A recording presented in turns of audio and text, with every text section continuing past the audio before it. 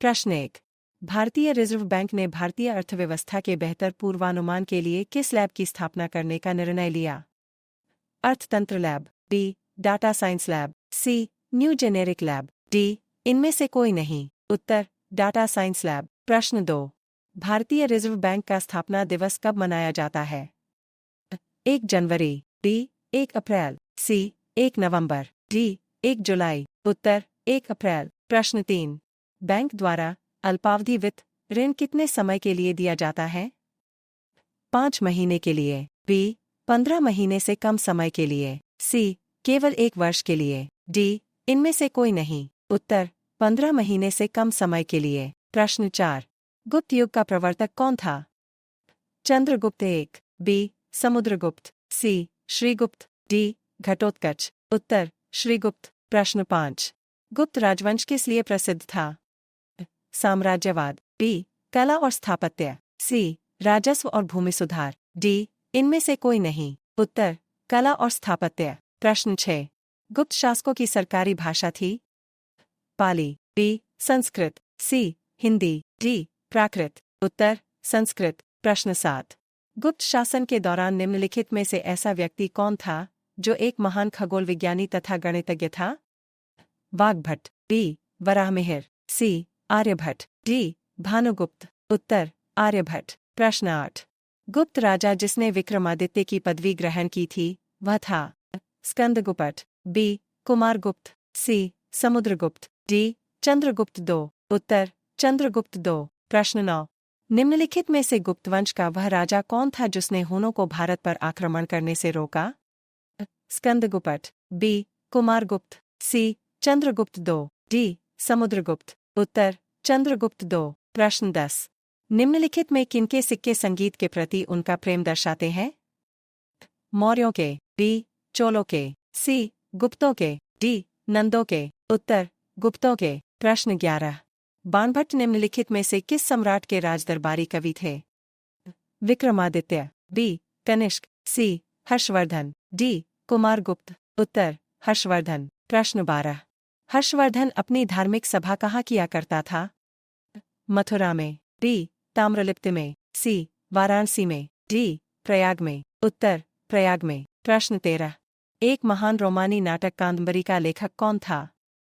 Banabhatta, B Bindusara, सी भास्करवर्धन, D Harshvardhan. उत्तर बाणभट्ट। प्रश्न 14।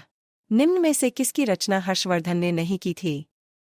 Ratnavali, B Nagananda, C Harshacharita, D Priyadarshika. उत्तर हर्षचरित। प्रश्न 15। वायुमंडलीय दाब मापने का पैमाना है? Millimetre, B decametre, C barometer, D voltmeter. उत्तर बैरोमीटर। प्रश्न 16। अमीबा में कुल कितने शैल कोशिका होते हैं? 1, बी 2, सी 3, डी 4। उत्तर 1। प्रश्न 17। नागालैंड भारत का विधिवत राज्य कब बना? A 1963, B 1964, C 1965, D 1969। उत्तर 1963। प्रश्न 18। उत्तर पूर्व सीमांत रेलवे में सबसे बड़ा रेलवे स्टेशन है? A Maligaon, B Malakhera, C Phulera, D Jalgaon. उत्तर मालीगांव। प्रश्न 19। मुख्यमंत्री की नियुक्ति कौन करता है? A राष्ट्रपति, B राज्यपाल, C प्रधानमंत्री, D मुख्य न्यायाधीश। उत्तर राज्यपाल। प्रश्न 20। रेफ्रिजरेटर में कौन सी गैस प्रयुक्त की जाती है?